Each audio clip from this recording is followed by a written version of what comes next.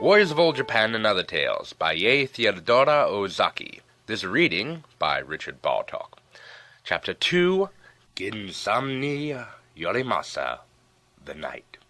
Long, long ago in Japan there lived a brave knight named Gen Samni Yorimasa. Yorimasa was his own name, while Gen was the clan to which he belonged. The Genji, or Minamoto, famous in history, and Sanmi showed that he was a knight of the third rank at court, from the word San, which means three. Now Yorimasa is so celebrated a warrior that to this day his picture is painted on kites, which the little boys of Japan fly at the New Year. And if you visit the temple of the Goddess of Mercy at Asakusa in Tokyo, you will see his portrait even there.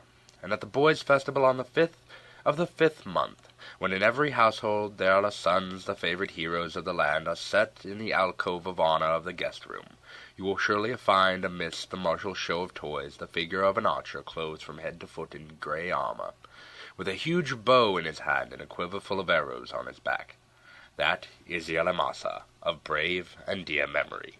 Yorimasa was the 5th descendant of the great knight Raiko, who killed the demons of Oeyama, about whom you will soon read.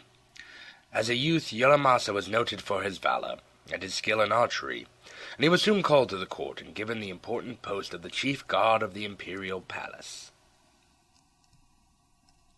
Now, though Yorimasa was a man of ability and the greatest archer of his time, and though he had done deeds which had brought him into prominence, yet for some unaccountable reason his rank at court remained stationary, and he did not advance from the 4th degree, Ziai, which he had when he first entered the sacred precincts of the palace. The humor of the situation caught Yorimasa's fancy, for he was very quick-witted, and one day, smiling to himself, he sat down at his writing table and composed a poem lamenting his bad luck. From the earliest ages, the Japanese have trained themselves at the time when their feelings are stirred by some event which caused happiness or sorrow or disappointment, not to give way to their emotions, but to control their minds sufficiently to compose a poem on the subject. And in 5 short lines he said gracefully that one who has not the means of climbing upwards remains under the tree and passes his life in picking up beechnuts. Now in Japanese the word for beechnuts is siai, and also this word means 4th rank at court, so that the couplet was a pun on his not being promoted. Yorimasa read the poem laughingly to some of his friends, and they, admiring his wit, repeated it and talked about it until it became quite famous in the palace.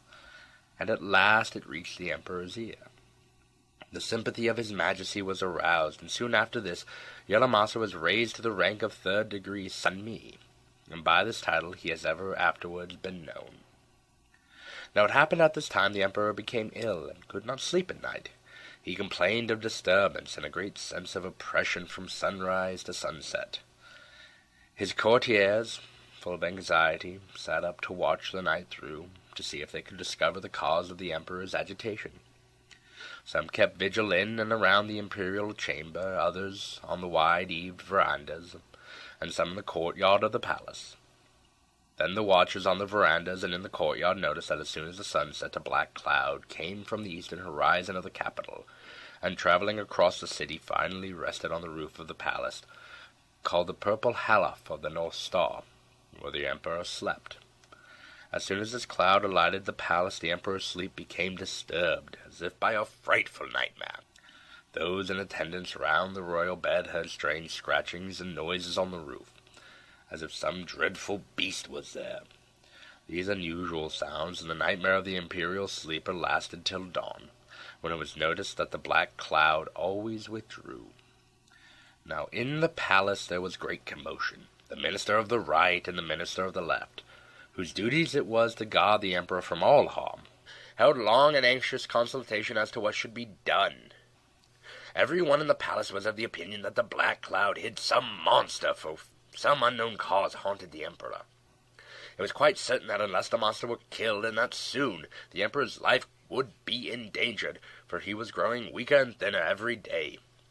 The question was, who was brave enough to undertake this task? The palace sentinels were already scared, so it was useless to expect help from them. The ministers must seek some brave samurai well known for his daring and his skill as an archer, and put him on night duty, charging him to kill the monster as soon as it should appear. The courtiers, one and all, said that Yorimasa was the man. An imperial messenger was there sent forth at once to the knight, with a letter telling him what was demanded of him. Yorimasa, when he read the letter, looked very grave, for he felt the responsibility of his new duty, which was different from all other work, for on him now depended the recovery of the Emperor, who was visibly growing worse and living through each day in terror of the nightmare which haunted him in darkness. Yorimasa was a man of great courage and resource, and lost not a moment in getting ready. He strung his best bow most carefully, and placed his quiver in 2 steel-headed arrows. Then he put on his armor, and took over his armor. He donned a hunting dress, and to look more courtly he put on a ceremonial cap instead of a helmet. He chose his favorite retainer, the bravest and strongest of all his soldiers, to accompany him. Yorimasa now set out as calmly and quietly as if he were simply going to his everyday duty and nothing more. As soon as his arrival was made known, he was summoned to the presence of the ministers of the right and to the left, and told of all that was happening at court, how every night at the hour of sunset a black cloud was seen to issue from the east, approach the palace, and finally cover the roof of the Imperial Purple Hall of the North Star, where the Emperor always slept. Then the ministers told the knight of the strange noises that were heard on the roof, of the howlings and scratchings which lasted all night till the dawn broke. It behooved him, they said, to do his best to kill the monster, if such it was, for all the guards were now thoroughly frightened, and none of them dared attack it in hand-to-hand combat, and none had skill enough to hit it in the dark, though the Emperor's own bodyguards of archers had tried again and again. Yorimasa listened to the strange story gravely. He saw that the whole palace was in a state of alarm and disturbance, but he did not lose heart. With the greatest of self-possession he waited for the end of the day.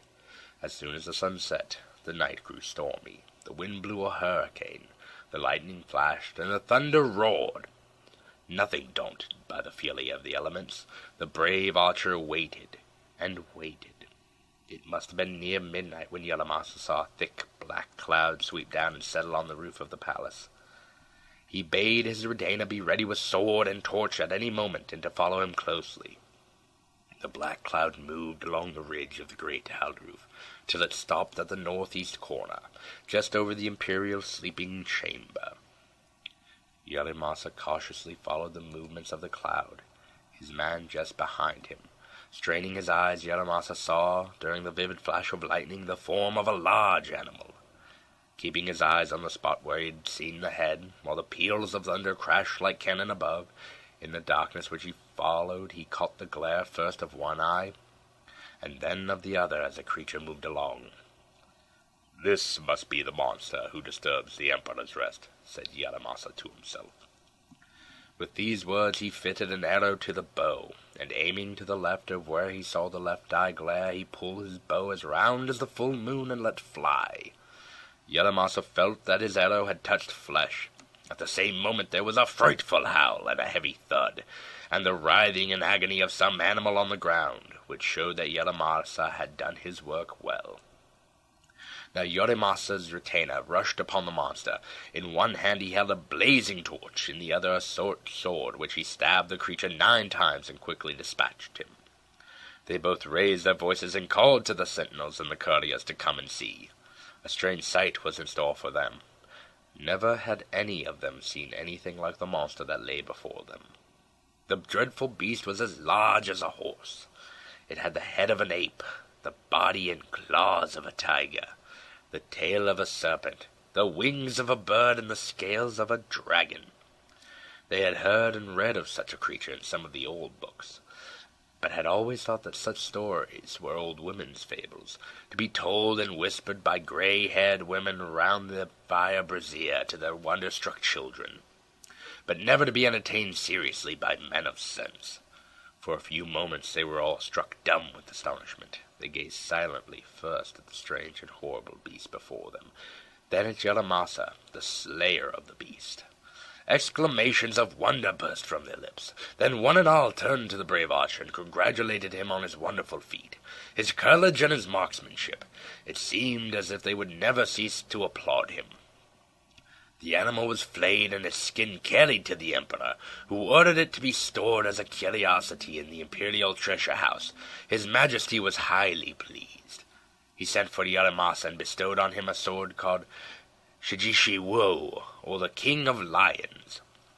This time of year was the beginning of the 5th month. The crescent moon hung like a silver bow in the twilight sky, and the cuckoo was calling from the trees nearby.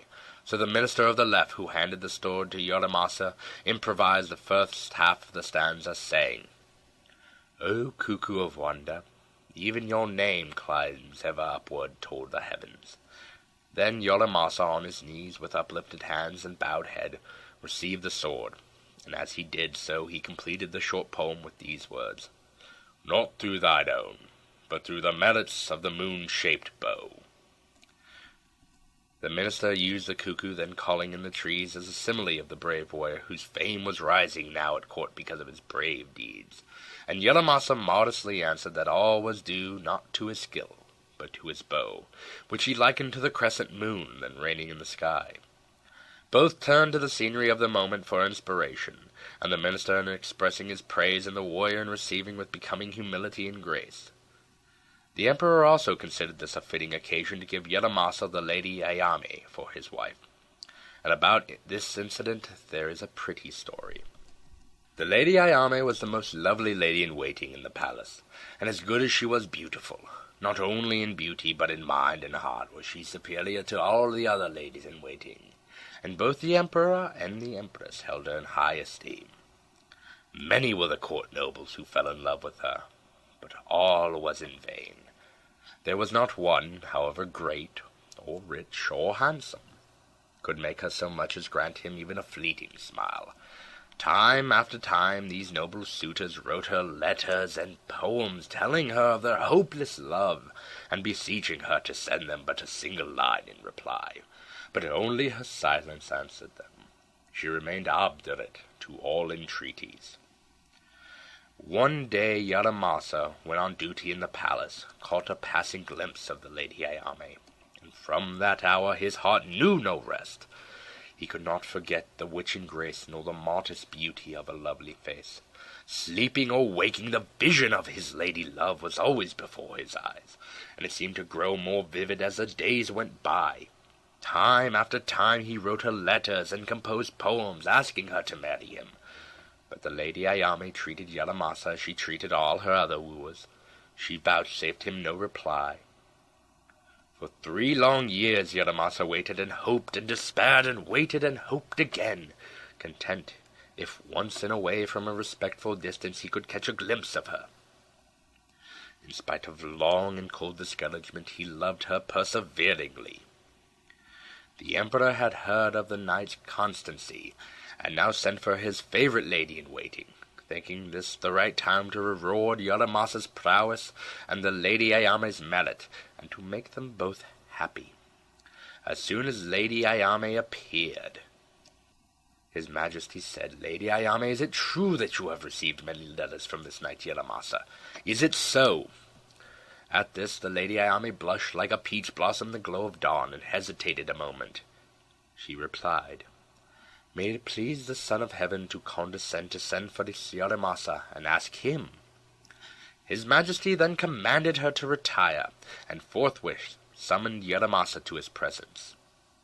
It was the 5th day of May, the spring festival, and Yorimasa came robed in gala attire. He presented himself below the dais on which the emperor was seated, and prostrated himself before the throne.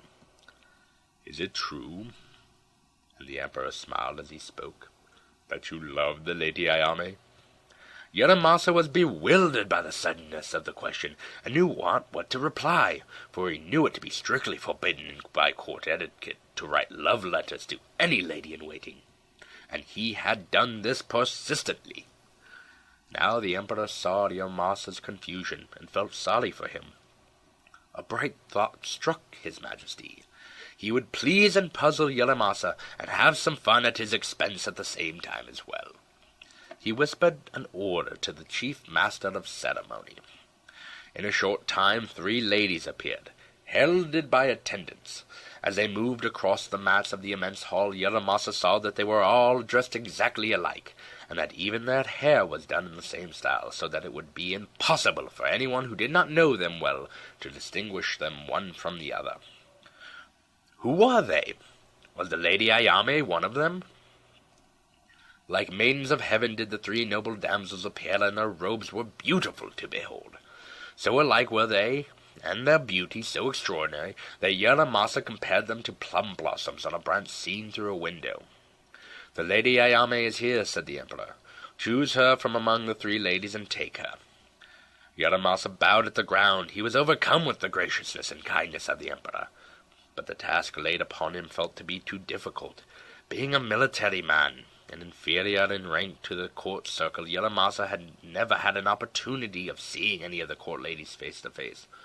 All he had seen of the Lady Ayame was sometime a glimpse of her from the courtyard where he was stationed, as she passed along the corridors of the palace. Once at a poetical party to which he had been admitted as a great favor, he had seen her, at the further end of the hall, glide with the trailing robes of ceremony into her place behind the silicon screen which always hid the women from view at such gatherings. That Yorimasa could not tell which was the Lady Ayame was all he had ever seen of her, so that now he could not distinguish her from the rest. The Emperor was pleased at the success of his pleasantry. He saw that Yorimasa was fairly perplexed, and that he was unable to pick out his lady-love from her companions. "I am a soldier, and no courtier," thought the knight. "I may not presume to lift my eyes to a lady above the clouds, nor can I be sure which is Ayame. Were I to make a mistake and choose the wrong lady, it would be a lifelong disgrace and disappointment to me." The perplexity in his mind at once rose to his lips in forms of a short poem, which he repeated. "In the rainy season, when the waters overflow the banks of the lake, who can gather the iris?" By the rainy season, Yorimasa meant his 3 years of hopeless courting, during which his eyes had become dim with the tears of disappointment he had shed, so that he could no longer see clearly enough to discover which was the lady of his choice. In this way he excused himself for his seeming stupidity, and showed a modest reserve which pleased all present, won the Emperor's admiration. The tears stood in August's eyes, for he thought of the great love wherewith Yorimasa had loved the Lady Iris, and of the sorrow and patience of his long wooing and waiting. His Majesty rose from his throne, descending the steps of the dais, and going up to Ayame, took her hand and led her forth to Yorimasa. "This is Lady Ayame. I give her to you," were the golden words of the Emperor. To Yorimasa it must have seemed too wonderful almost to be true. The great of his life was given to him by the Emperor himself. Then Yorimasa led his beautiful lady-love away, and married her, and we are told that they lived as happily as fish in water, and it seemed as if they had but one heart between them, so harmonious was their union. In the palace there was a great rejoicing over the auspicious event, and all the courtiers praised the merit of the verse which had finally given Ayame to Yorimasa, and won the Emperor's special commendation. The happy couple received the congratulations of the Emperor and Empress, of the courtiers and manly noble people, and wedding presents innumerable. Surely at this time there was no one happier than Yorimasa in all the land. There are many stories told of Yorimasa which show us that he was not only a brave soldier and a man of learning and a poet, but also a man of wit and tact who knew how to use men as he willed. Now one day a band of discontented, turbulent priests came to the palace gates where Yorimasa was on guard, and demanded entrance. It must be explained that in those days the Buddhist priests of Kyoto were a set of wild and lawless men, who often brought shame to their religion by their wicked lives. They lived outside the city on Mount Hiei, which they made their stronghold, and forgetting the dignity of their religion, they took sides in war and politics. They gave trouble to those in authority, especially to those who did not favor them. They used the smallest event as an occasion for carrying swords and bows and arrows, and it was their habit to go out equipped like soldiers going forth to war. Yorimasa saw that the priests were all well armed, and only too anxious to find a pretext for drawing their swords. They carried with them in great state the sacred palanquin of their temple, In this palanquin their patron god was supposed to dwell, and it was borne aloft on their shoulders by 50 men. With a loud shouting and a wild display of strength, the priests rushed the car along, now lifting it high above their head, now staggering under its weight as it seemed about to crush them to the ground. Now, Yorimasa was in no mood for fighting that day, and it seemed to him not worth his while to set his men, the best fighters and archers in the realm, against a handful of priests whom he could disperse in a few minutes. Besides, these priests were from Mount Hiei, were troublesome fellows, and he did not wish to earn their enmity. So, laughing quietly to himself, he said that he would have some fun at their expense. When the procession stopped opposite the gate, Yorimasa with his captains of the guards sallied forth to meet the noisy crowd, and in coming of the palanquin bowed in reverence before it with slow ceremony. The priests, who had expected and were prepared for a very difficult reception, were surprised and somewhat taken aback. After some parley amongst themselves, the spokesman advanced and asked to enter the gate, saying they had a petition to present to the emperor. Yorimasa sent his captain forward. "My lord bids you welcome," he said, "and wishes me to say that he worships the same god as yourselves, and he is therefore averse to shooting against the Mikoshi with his bows and arrows. Besides this, we are very few in number, so that your names will be dishonored, and you will be called cowards for having chosen the weakest post to fight. Now the next gate is guarded by the Heike soldiers, who are much stronger than we are. How would you do for it? Would you go round and fight there? You surely would gain glory in an encounter with them." The priests were so pleased by the flattery of their speech that they did not see that it was a ruse on the part of Yorimasa to get rid of them easily, and that he was sending them round to bother his rivals. He had also appealed to the best feelings, for Japanese chivalry teaches that in the event of choosing between two enemies, the weaker must always be spared.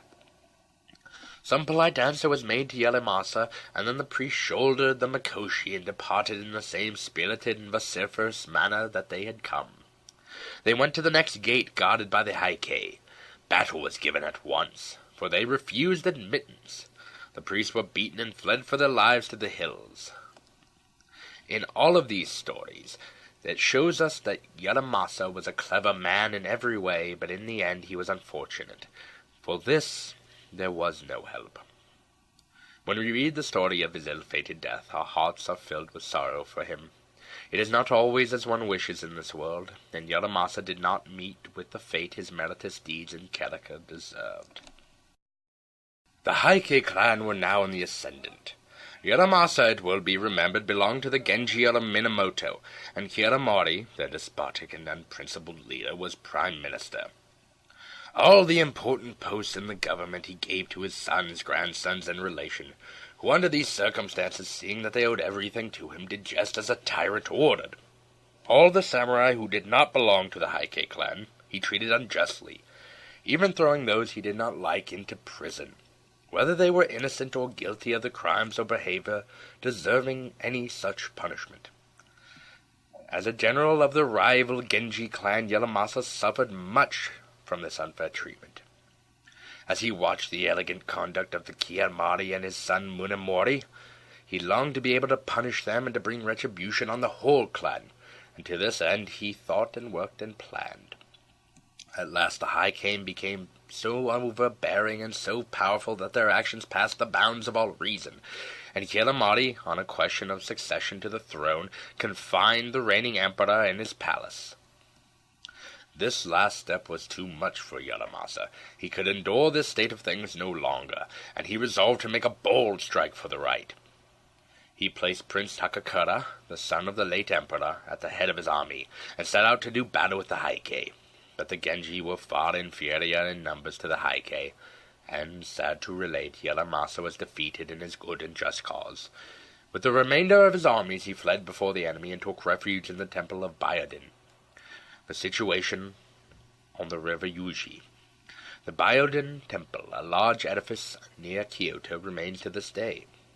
Here Yorimasa made a last stand to afford time for the Prince Takakura to escape.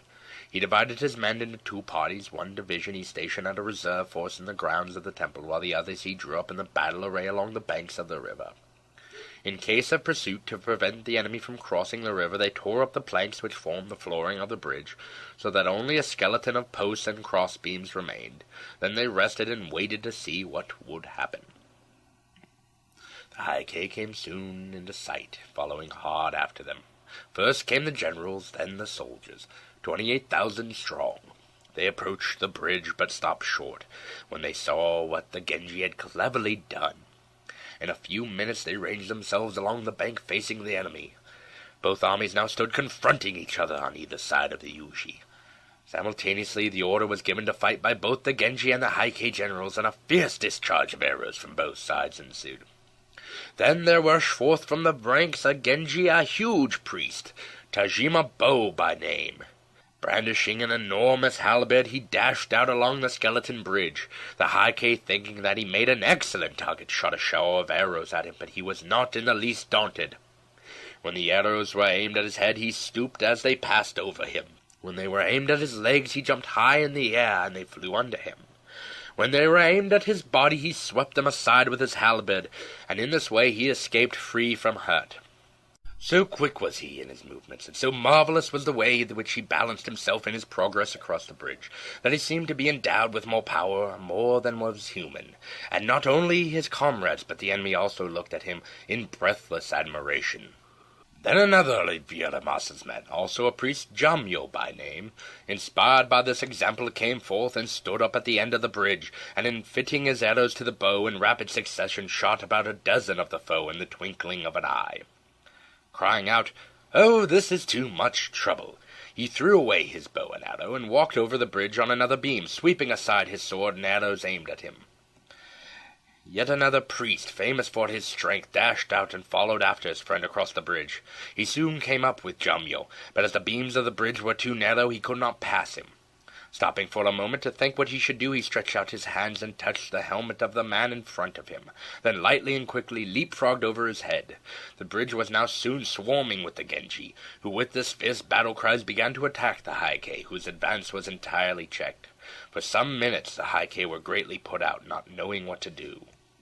Then one brave youth, seeing how matters stood, and that it required someone to take a dauntless lead, sprang forth in front of the High K and called out, "Now that it comes to this, there is no other way." And with these words he dashed his horse into the river. It was the rainy season, and the waters were higher, and the current stronger than usual. Black with mud, the rivers ran swirling and whirling on its course. Never was there a braver sight than when the young soldier drove his horse into the swollen river and made for the other side. His comrades could not stand still and watch him. Fired by his courage, numbers of the High K shouting, I also, dashed in after him. In a few minutes, while the Genji looked on in surprise, 300 men had followed the gallant young captain, stemmed and crossed the torrent, and landed on the other side. And with the same dashing spirit, carrying everything before them, they broke through the last line of the Genji, and entered the Byaden temple, where the last stand was made. The Genji, with Yorimasa at their head, were now in desperate condition. Seeing his father hard-pressed, Kanetsuta, Yorimasa's second son, an intrepid young knight, rushed into the thickest of the fight and tried to defend his father. A High K captain, coming up with 15 of his men, seized Kanetsuna, overpowered him, and cut off his head. Not one of Yorimasa's little band turned to flee, although they knew there was no hope. They fought on face to face with the foe, for samurai tradition held it a disgrace to even be wounded in the back. One famous general in ancient history issued an order to the effect that prizes would be awarded to those who were shot in the forehead, but those who were wounded in the back should be slain. One by one, the Genji fell, slain either by sword or by arrow. Yorimasa received several wounds. Then he saw there was no use in fighting any more. All was lost. Those of the Genji who were still left made a brave stand for their chief. While they kept the enemy at bay, Yorimasa slipped away and hastened to Prince Takakura in the temple and begged him to flee in safety while there was yet time. Having seen his imperial master safe, Yorimasa then retired to the inner part of the garden, and sitting under a large tree drew out his sword and prepared himself to commit harikari, for samurai honor would not let him survive defeat. Calling his retainer Watanabe, who had escaped unhurt and who had never left his master's side, Yorimasa bade him act as a second in the rite. Then quietly taking off his armor, he composed a poem. He likened himself to a fossil tree that never knows the joy of blossoming, for he had never attained his ambition, the destruction of his enemies, and was sad indeed. The last line of the verse were the last words he uttered. He took his short sword, and thrusting it into his side, died like a brave and gallant samurai, without a moan. Then from behind, as was his duty as second, Watanabe cut off his master's head, and so that it should not be discovered by the enemy and carried as a trophy of war, he tied a large stone to it, and with sorrowful reverence dropped it into the river, and watched it sink beneath the water out of sight. Yorimasa was 75 years of age when he died, though, as he lamented in his last poem, he had not achieved his ambition in punishing the Heike. Yet years later his work was carried on, and the Heike were completely exterminated by Yoritomo, the great chief and mighty avenger of the Genji, and the name of Gen Sanmi Yorimasa lives forever in the history of his country.